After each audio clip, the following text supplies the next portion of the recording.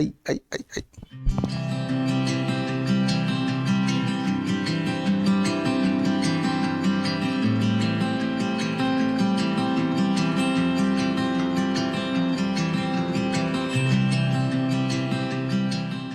Bienvenidos a un estudio más que estamos haciendo con el libro de Sofonías. Hoy día vamos a estudiar el capítulo 2 y el capítulo 3 de este libro en la serie que se llama Los Profetas Menores, y el título que va a ser de este capítulo 2 es la invitación a Judá al arrepentimiento. Y cuando hablamos del arrepentimiento, recuerden que arrepentirse es dejar de hacer lo malo. Puede venir acompañado de lágrimas en algunas ocasiones el arrepentimiento, pero lo que va a darle claridad o le va a dar veracidad al arrepentimiento es dejar de hacer lo malo, es decir, un cambio de actitud. No solamente es llorar, no solamente es sentirse mal cuando uno ha hecho mal, sino realmente tener un cambio en el corazón. ¿Por qué digo esto? Porque muchas veces se confunde el arrepentimiento con el remordimiento. El hecho de haber sido descubierto cuando hizo algo malo o las consecuencias de lo que hizo malo, pero el arrepentimiento es un cambio de actitud. En el tiempo que Sofonías está profetizando, teníamos un avivamiento que venía de Josías, un niño de 8 años que asumió el trono, pero de joven encontraron los libros de la ley. Y él empieza un avivamiento y la gente empieza como a despertar bajo esta nueva perspectiva de Josías, pero sabes, no hubo un cambio en su corazón. No cambiaron su idolatría, no cambiaron la forma en que miraban a Dios, el sincretismo, no cambiaron esa apatía, ese desinterés respecto a quién es Dios. Y eso es lo que vamos a estudiar. Y vamos a leer, por ejemplo, el versículo 1 del capítulo 2 dice: reúnanse, sí, júntense, nación desvergonzada. Reúnanse antes de que comience el juicio. Antes de que su oportunidad de arrepentirse vuele como la paja. Actúen ahora, antes de que caiga la intensa furia del Señor y comience el terrible día de la ira del Señor. Y el versículo 3 dice: busquen al Señor, los que son humildes, y sigan sus mandamientos. Procuren hacer lo que es correcto y vivir con humildad. Quizás todavía el Señor los proteja y los libre de su ira en ese día de destrucción. Vamos a orar. Señor, te doy gracias por este momento, gracias por tu palabra. Gracias, Señor, por permitirnos estudiar tu palabra, la Biblia, versículo por versículo, capítulo por capítulo. Háblanos a través de estos 2 capítulos y haznos entender cómo eres tú. Haznos ver qué errores debemos evitar del pueblo de Israel y sobre todo haznos entender cuál es tu voluntad basada en estos versículos para nosotros. Pido esto en tu nombre, Jesús. Amén. Bueno, bienvenido a las personas que se van conectando. Capítulo 2 de Sofonías. Esta serie se llama Los Profetas Menores y el título general es la invitación a Judá al arrepentimiento. Y un poquito para recordar la introducción. ¿Quién escribió el libro? Recuerden que fue Sofonías. ¿Cuándo fue escrito? El año 640 al año 610 después de Cristo. Ahora, recordemos que Sofonías, en el capítulo 1 hemos visto, fue hijo de Cusi. Cusi fue hijo de Gedalías. Gedalías fue hijo de Amarías hasta llegar a hijo de Ezequías. Recuerden que el rey Ezequías fue un reformador, igual que Sofonías. Y el nombre Sofonías significa protegido por Jehová o básicamente tesoro de Jehová. Tercera pregunta entonces como manera de introducción. ¿A quién fue escrito? A Judá y a las naciones. Cuarta pregunta. ¿Cuál fue la razón principal por la cual se escribió este libro? Es estremecer al pueblo de Judá a fin de que abandone su indiferencia e instarlo a volver a Dios. Ahora, ¿de dónde fue escrito? Desde Judá. ¿Qué género de literatura es este libro? Pues es profético y a la vez histórico. Eso tenemos que recordar siempre. Ahora, recordemos un poquito más el panorama general de lo que estamos viendo. El reino ya se ha dividido en el sur, Judá, capital Jerusalén, en el norte Israel, capital Samaria. Ahora, nos hemos quedado en la división del reino, recuerden, en este panorama, la mitad del panorama general del Antiguo Testamento, el año 931, que está siendo allí remarcado. Ahora, hemos visto 3 profetas para el norte, Jonás, Amós y Oseas.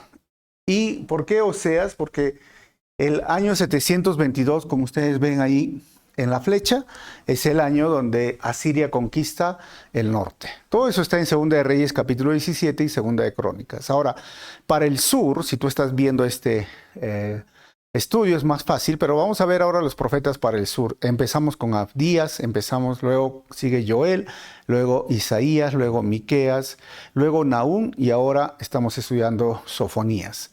Todos esos 8 profetas ya hemos estudiado. La próxima semana o el próximo estudio será de Habacuc y luego vamos a ver Jeremías, Lamentaciones y hasta ahí llegan los profetas porque el año 586 es el cumplimiento de esta profecía que acabamos de leer, que Babilonia conquista Jerusalén y los lleva por cautivo, o es la etapa del cautiverio, por 70 años. Y ahí surgen 2 libros, Ezequiel y Daniel.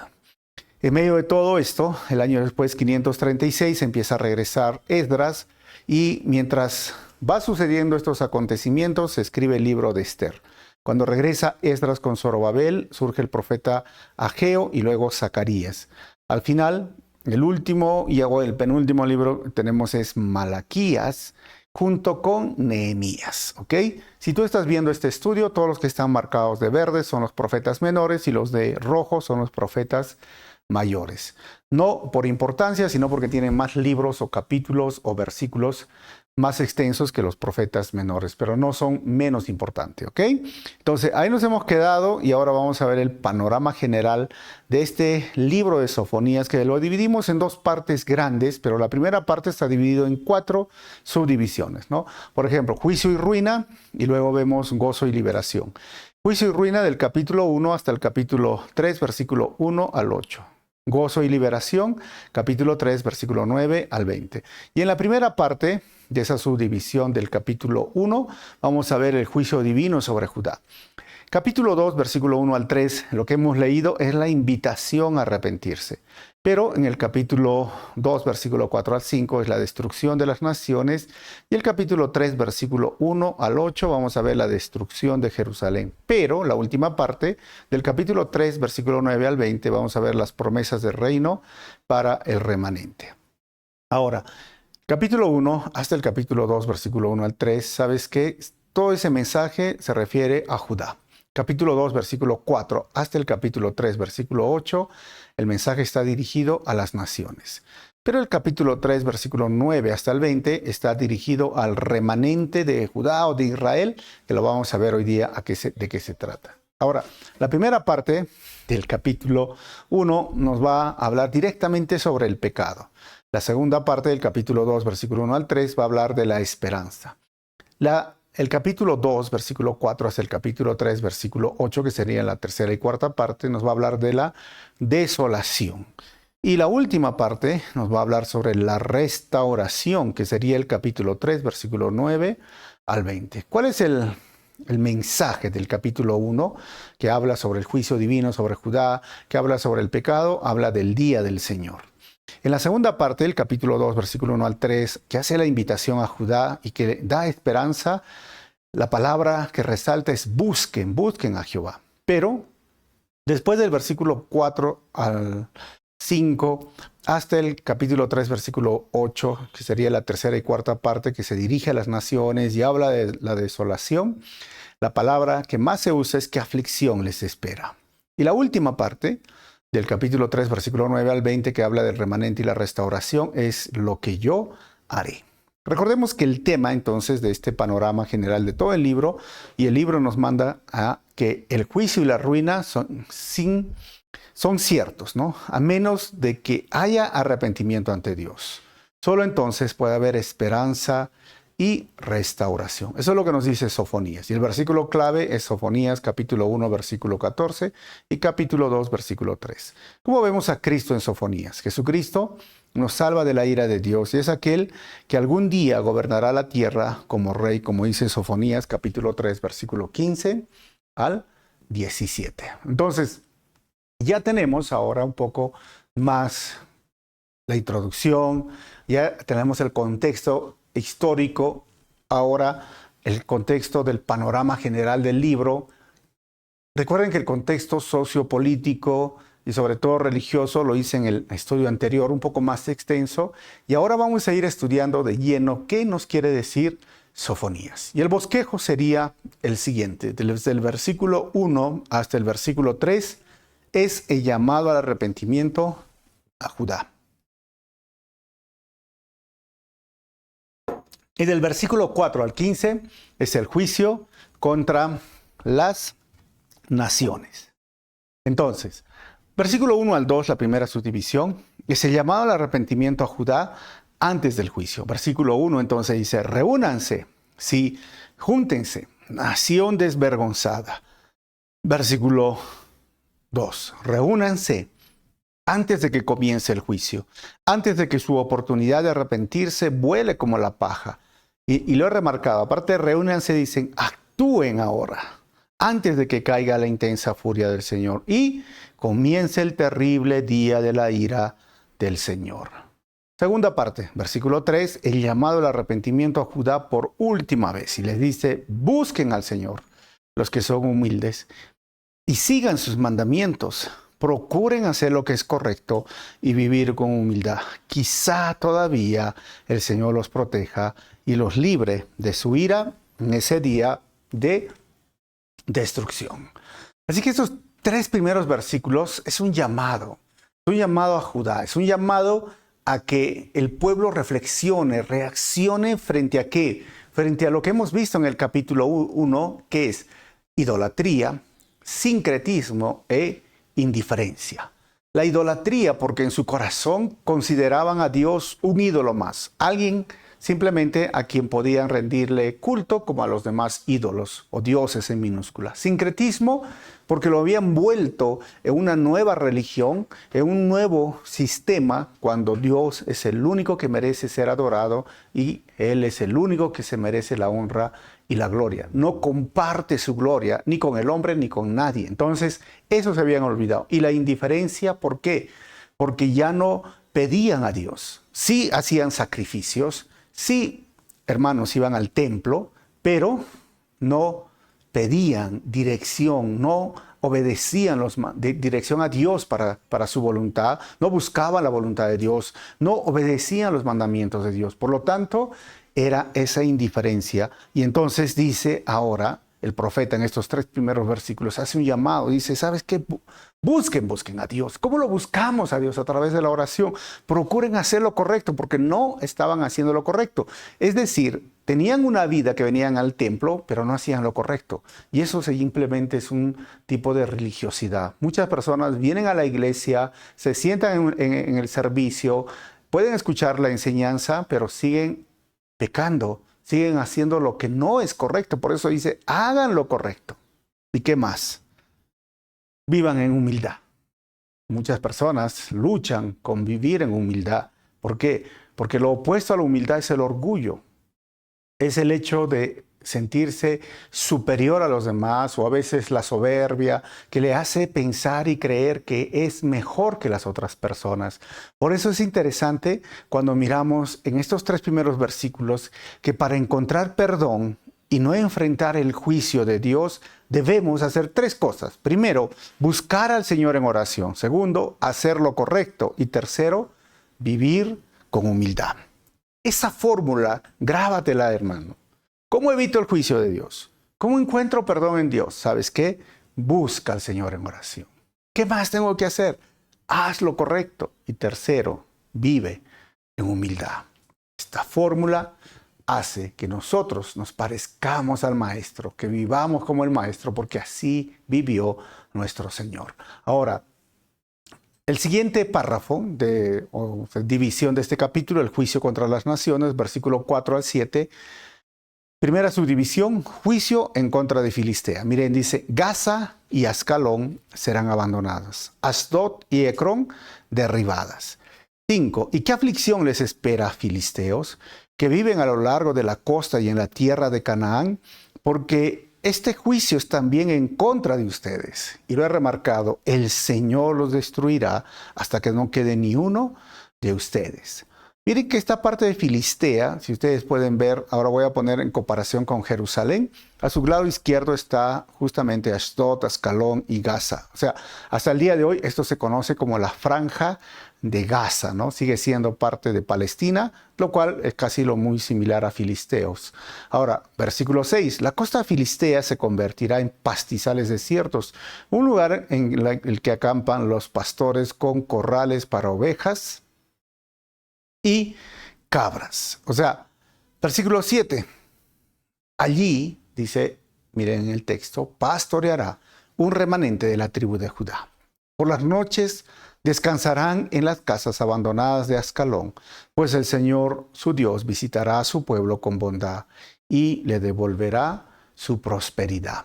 Qué interesante que en medio del juicio a las naciones, cuando dice, allí le pastoreará un remanente de la tribu de Judá, está hablando que a pesar del juicio, Dios va a bendecir, Dios va a levantar a la nación de Judá, de Israel, lo cual ya se cumplió el 14 de mayo de 1948 y hoy día siguen en conflicto y parece que esta franja de Gaza va a llegar a ser parte del Estado israelí. Pero miren, hermanos, Dios promete juicio, pero también promete restauración.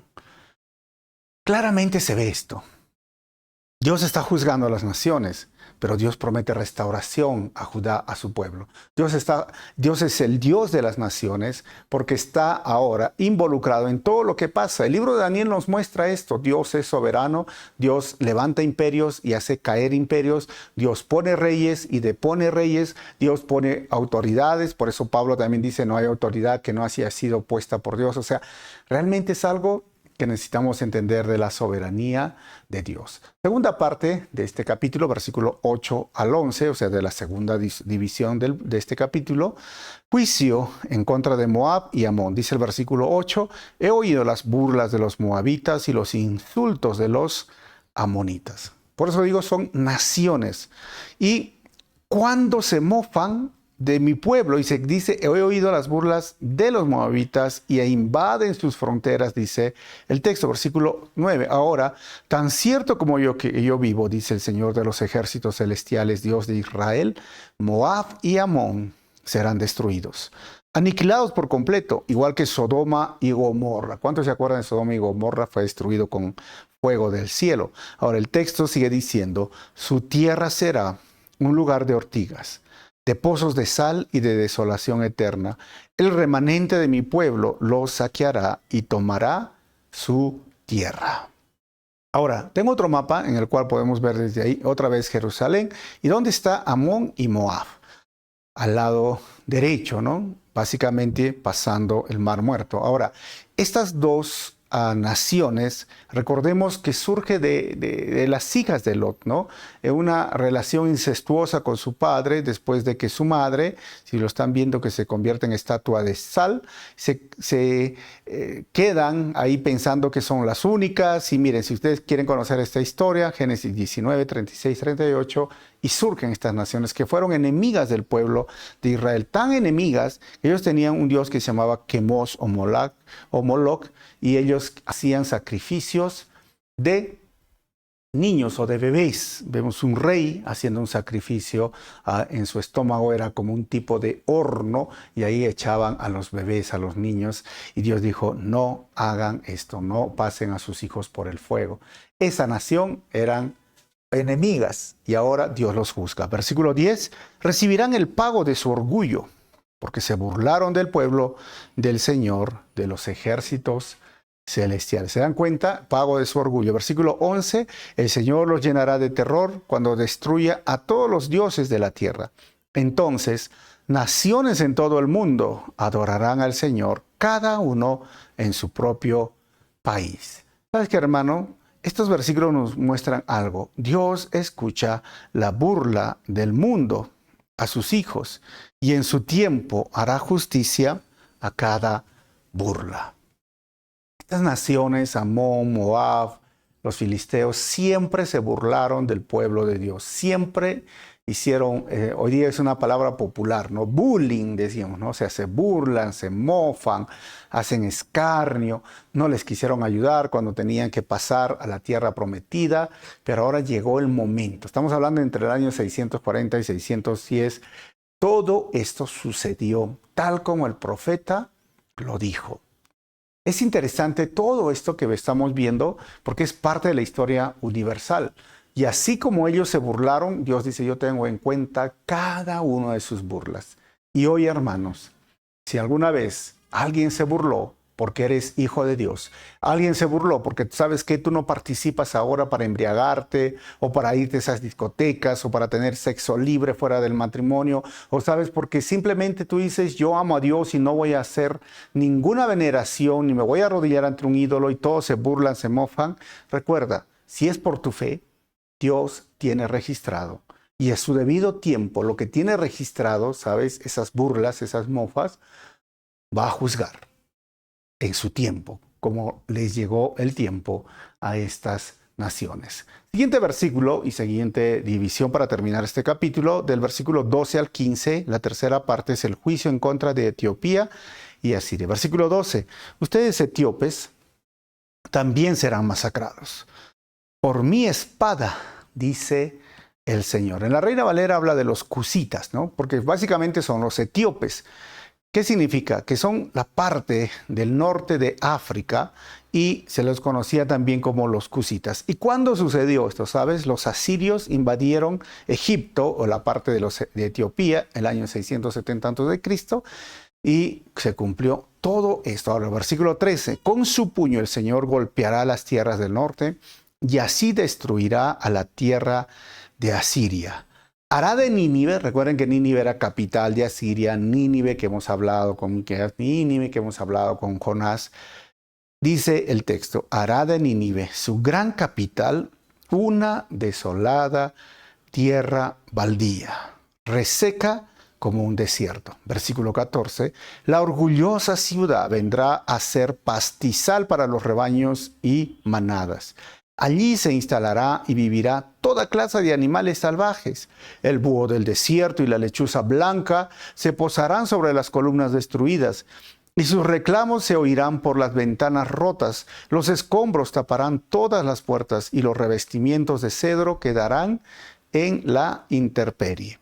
El imperio asirio, si tú estás viendo este estudio, está marcado, miren, lo voy a marcar de color negro, pero es el de color rojo.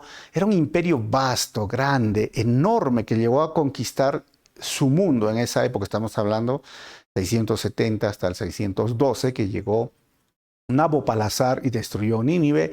Y ahí está la capital de Asiria, Nínive.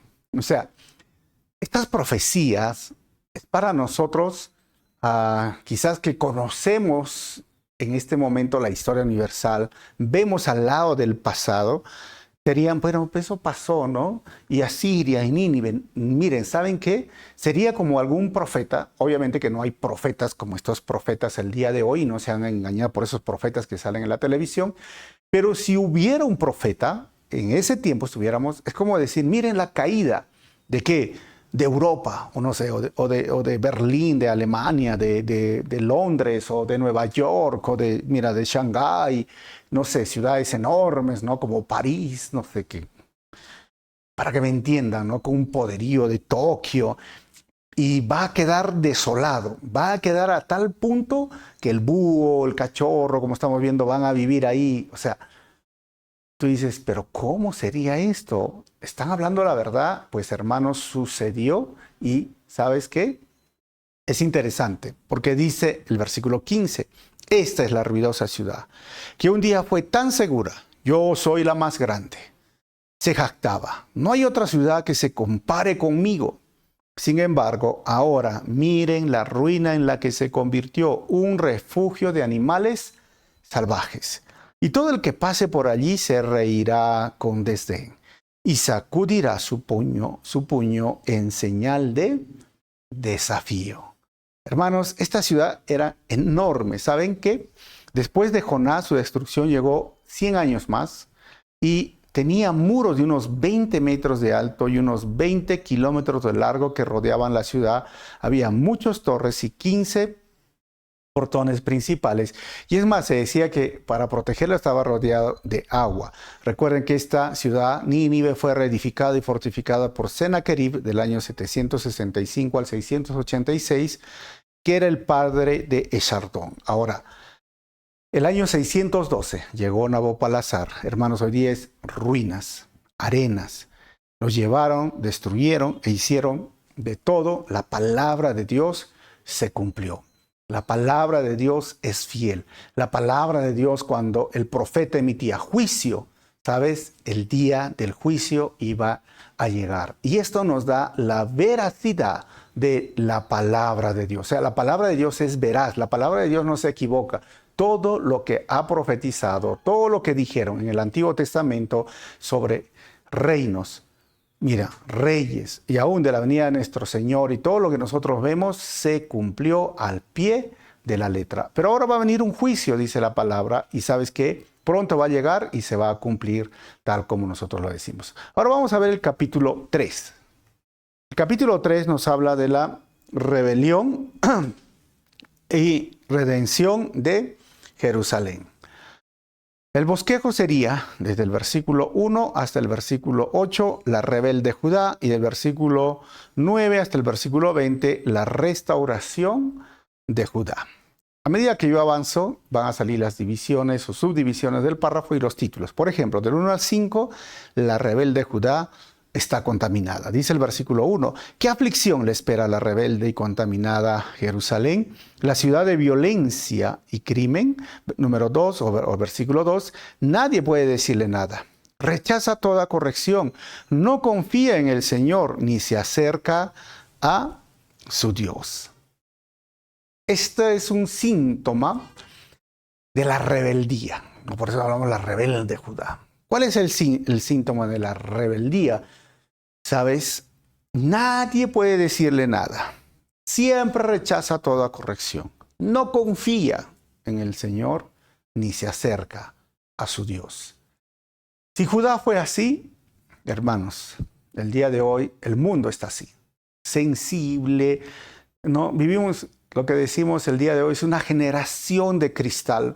No le puedes decir nada porque ya están ofendidos. Me has ofendido, me has faltado el respeto. Es triste, a veces se ve videos por las redes sociales de personas que dicen, mi padre no me ha consultado para que yo naciera. Yo no sé por qué tengo que trabajar. Se ofenden de porque tienen que trabajar, se enojan, y con Dios ni quieren saber nada con Dios. O sea, realmente estamos viviendo tiempos muy interesantes, ¿no? Pero, ¿sabes? En el fondo, toda esta rebeldía de Judá, toda esta actitud de no decirle nada, de no aceptar la corrupción, eso es orgullo. El orgullo del ser humano está creciendo más y más y más, cada vez más. Y esto nos lleva a entender un punto muy importante que vamos a ver de Judá y del día de hoy de nuestra generación, que demasiada sensibilidad es orgullo. Demasiada sensibilidad es orgullo. Algunos dirán, pero ¿cómo es eso? Que se ofenden rápido. A mí me vas a decir, me vas a decir esto, que en el fondo es orgullo. No aceptan la corrección, no aceptan que están equivocados, no quieren escuchar nada de Dios, no quieren saber nada, o sea, creen en su mente que son mejores, que son superiores que los demás, o que el mismo sistema, o aún que Dios. Demasiada sensibilidad es orgullo. Eso le pasaba a Judá. Ahora, versículo 3 dice, miren cómo se refleja esta rebeldía. Dice, sus líderes son como los leones rugientes, en cacería de sus víctimas. Sus jueces son como los lobos voraces al anochecer, que para la mañana no han dejado rastro de su presa.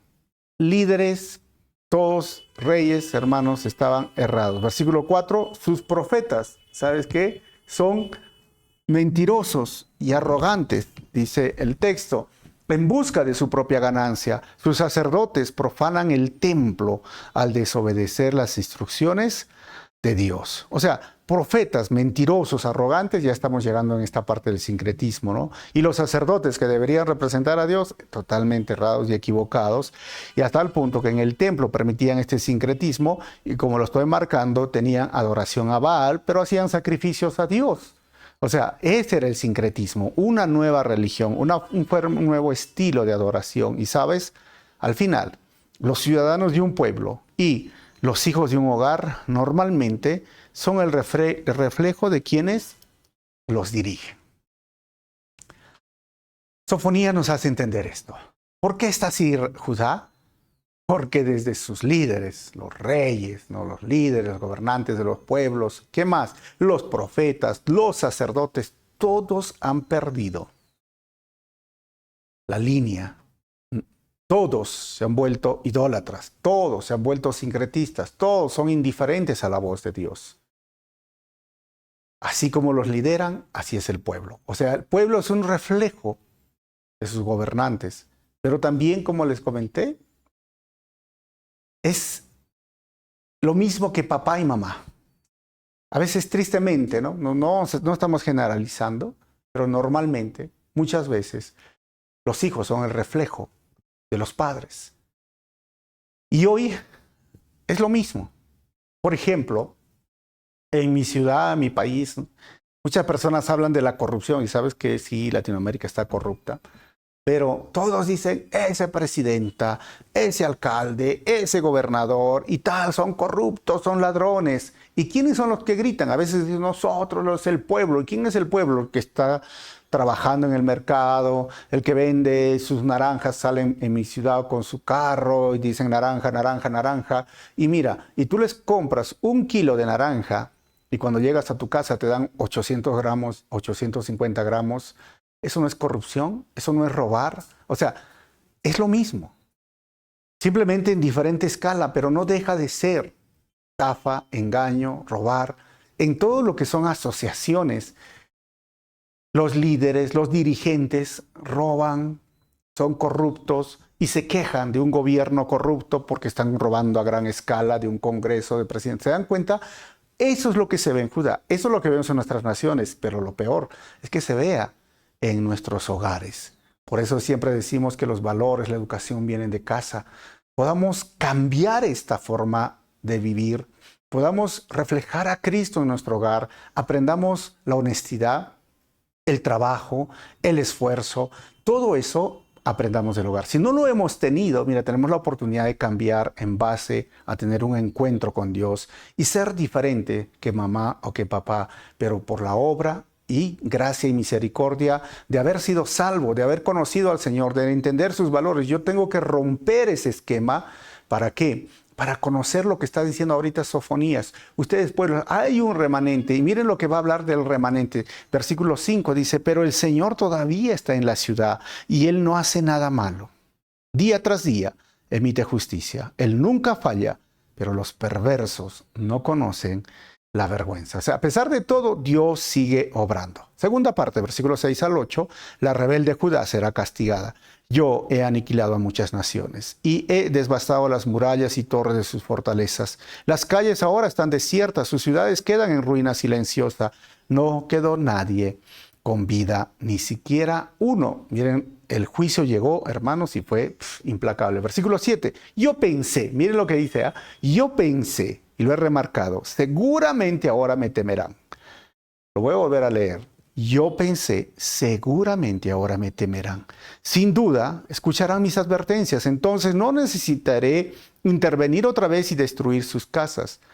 Pero no es así. Se levantan temprano para continuar con sus malas acciones. ¿Sabes qué, hermano? Muchos no se arrepentirán a pesar de conocer de la existencia de Dios, conocer sobre la verdad bíblica y del juicio venidero. Esto es lo que se ve en estos versículos. Dios juzga de forma implacable a Siria, todas estas naciones, las destruyó, las hizo polvo, les hizo desierto. Mira, fue tanto así que con Nínive, dice que cuando Alejandro Magno pasó por esa área, ni siquiera se dio cuenta que había una ciudad porque la habían destruido sus enemigos, Nabopolassar. O sea, y aún así, dice el Señor, yo pensé que viendo cómo juzgo, cómo trato a esas naciones, iban a cambiar, pero ¿sabes? No cambiaron. Siguen maquinando, se levantan en la mañana, toda la noche están maquinando cómo hacer el mal y siguen haciendo el mal. Eso fue en Judá, hermanos. El día de hoy es triste, ¿no? Yo veo muchas personas a veces que vienen a la iglesia, muchas personas que conocen del Señor y muchas personas todavía que conocen del juicio que va a venir, pero no quieren arrepentirse. Creen que no les va a suceder. Tienen evidencias de lo que sucedió hace 2000 años, la muerte del Señor en la cruz, la resurrección. Tienen evidencias de todo lo que hoy día se ha visto el cumplimiento de las profecías. Conocen, o sea, no es por falta de conocimiento, es por terquedad en el corazón y por amar más su pecado que la gracia y la misericordia mostrada en la cruz. No se duelen, no entienden, no quieren. ¿Sabes por qué? Porque la gran mayoría ama su pecado, ama vivir en la oscuridad. Ahora, Ezequiel capítulo 36, versículo 26 al 27 dice, yo les daré un corazón nuevo y pondré un espíritu nuevo dentro de ustedes. Les quitaré, y lo he remarcado, hermanos, les quitaré ese terco corazón de piedra y les daré un corazón tierno y receptivo. Versículo 27, pondré mi espíritu en ustedes para que sigan mis decretos y se aseguren de obedecer mis ordenanzas. Todos, en algún momento de nuestra vida, y yo también, hemos tenido ese corazón, hermanos, terco, corazón de piedra. Pero ¿cómo podemos dejar de lado ese corazón? Solo por obra del Espíritu Santo. 3 formas, hermanos. 1, no conocen al Señor, por eso no se acercan, y eso obviamente hay muchos en la ventana 1040. Pero segundo, sí conocen del Señor, por eso las personas no se acercan al Señor. ¿Por qué? Porque aman su pecado, aman más la oscuridad. Pero tercero, porque el Dios de este mundo los ha cegado su entendimiento. Por eso todo eso es una obra espiritual, es una obra de Dios. Por eso debemos seguir y mantener la oración por las personas que amamos o estimamos o queremos, familiares, amigos, primos, no sé, ¿no? Algunos su pareja, algunos sus hijos. No pierdas la fe, sigue orando porque el enemigo ha puesto una venda o porque aman su pecado o porque en nuestro país muy raro y en el contexto en que estamos ahora haciendo estos estudios, que no conozcan de Dios es muy raro. Pero bueno, si no lo han entendido, no lo han comprendido, pero por todas esas razones, cuando venga este momento, porque se nace en el Espíritu, como dijo Jesús a Nicodemo, le pondrá un corazón sensible a esa persona. Eso es una obra de Dios, un corazón nuevo. Eso es lo que debemos mantener en oración. Ahora, versículo 8 dice, por lo tanto, por todo lo que ha dicho ahora, tengan paciencia, dice el Señor. Pronto me levantaré y acusaré a esas naciones malvadas, pues he decidido reunir a los reinos de la tierra y descargar mi más feroz ira y furia sobre ellos. Toda la tierra será consumida por el fuego de mis celos. Ya hemos visto en 1 de Pedro, cuando viene un momento del juicio de Dios con relación a Apocalipsis, donde toda la tierra será juzgada con fuego. Segunda parte, la restauración de Judá. Del 9 al 13, la restauración de Judá en el futuro. 9, entonces dice el texto, entonces purificaré el lenguaje de todos los pueblos, para que todos juntos puedan adorar al Señor. Si recordamos Génesis capítulo 11, la Torre de Babel, ahí las lenguas fueron confundidas, pero está hablando de un tiempo futuro. Todos, en base a este versículo, dicen, en el cielo se va a hablar un solo idioma, porque está hablando del futuro. No sé, yo digo que se va a hablar español, ¿no? Algunos dicen se va a hablar inglés, yo digo se va a hablar español. Bueno, una broma. Versículo 10, mi pueblo disperso que vive más allá de los ríos de Etiopía, vendrá a presentar sus ofrendas. Versículo 11, en ese día ya no hará falta que sean avergonzados, porque dejarán de rebelarse contra mí. Quitaré al orgulloso y al arrogante de entre ustedes. No habrá más altivez en mi monte santo. Versículo 12, quedarán solo los sencillos y los humildes, porque son ellos quienes confían en el nombre del Señor. Hermanos, los sencillos, los humildes. También nos dice esto en Santiago capítulo 4, versículo 6. Y Él da gracia con generosidad. Y como dicen las Escrituras, Dios se opone a los orgullosos, pero da gracia a los humildes.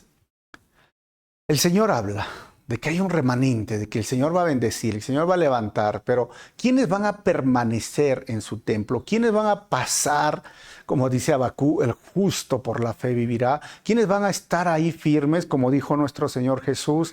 El que esté plantado sobre la roca, el que ha puesto su casa, su hogar, su vida, su futuro, su familia, sus finanzas sobre la roca. Porque aquel que ha puesto sobre la arena o que ha construido sobre la arena, hermanos, cuando vengan los ríos, los problemas, la tempestad, esa casa, esa familia, ese hogar, sus finanzas se van a destruir. Pero el que esté con el Señor, hermanos, permanecerá en medio de cualquier situación. A pesar de las cosas que puedan venir, su fe, por eso decía Habacuc, el justo por la fe vivirá. Ahora, versículo 13. Los del remanente de Israel no harán nada malo. Nunca mentirán ni se enseñarán unos a otros, comerán y dormirán seguros sin que nadie los atemorice. Qué interesante el remanente de Israel, ¿no?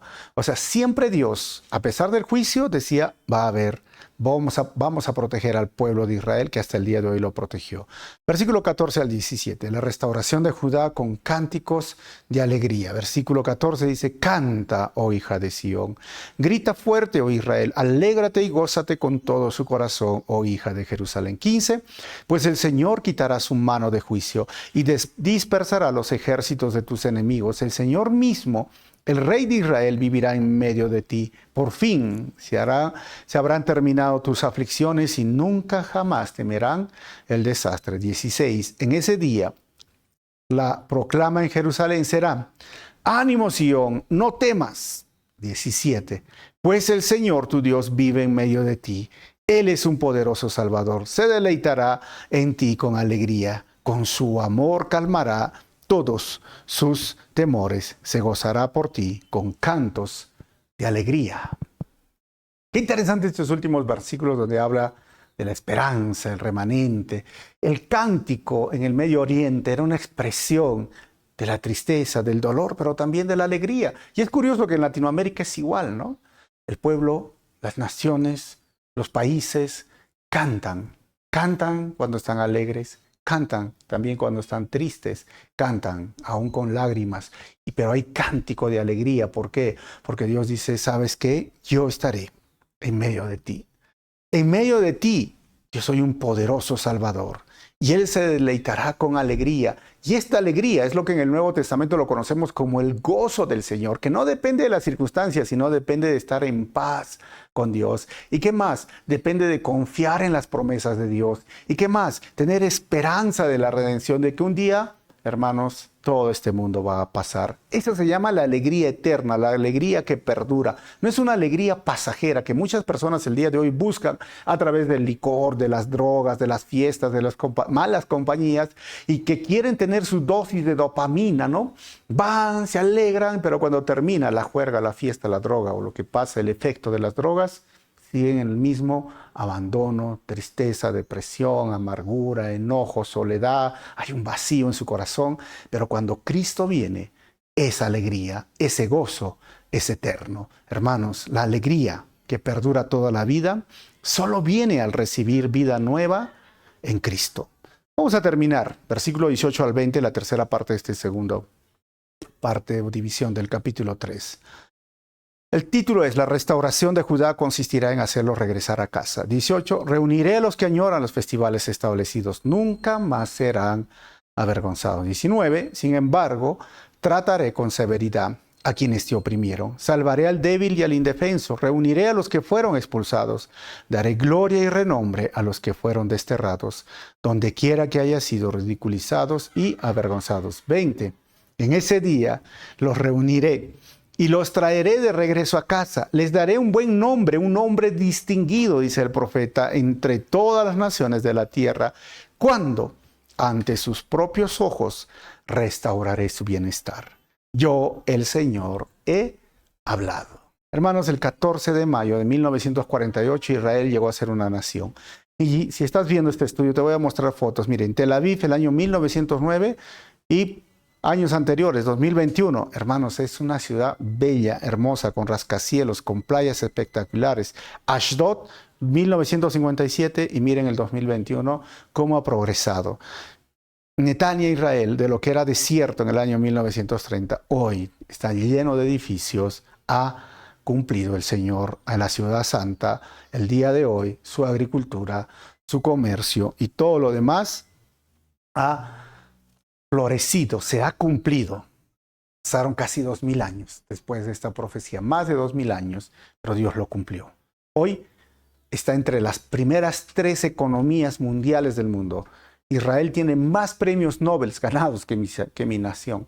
Israel, su economía es mejor que muchos países de Latinoamérica y hermanos. Y a pesar de la crisis, la guerra que están enfrentando, siguen desarrollando, creciendo. Como dice la palabra, yo, el Señor, he hablado y se cumplió. Si se cumplió eso, ¿por qué muchas personas dudan de que el Señor viene, de que va a venir su juicio? Eso es lo triste, hermanos. Deberíamos recordar las palabras de nuestro Señor.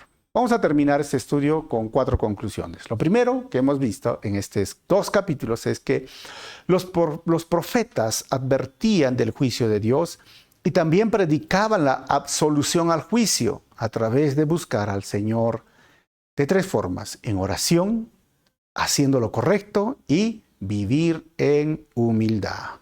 Número 2, lo que hemos visto el día de hoy: muchos se burlan de la fe de los hijos de Dios, pero Dios juzgará en su tiempo cada burla.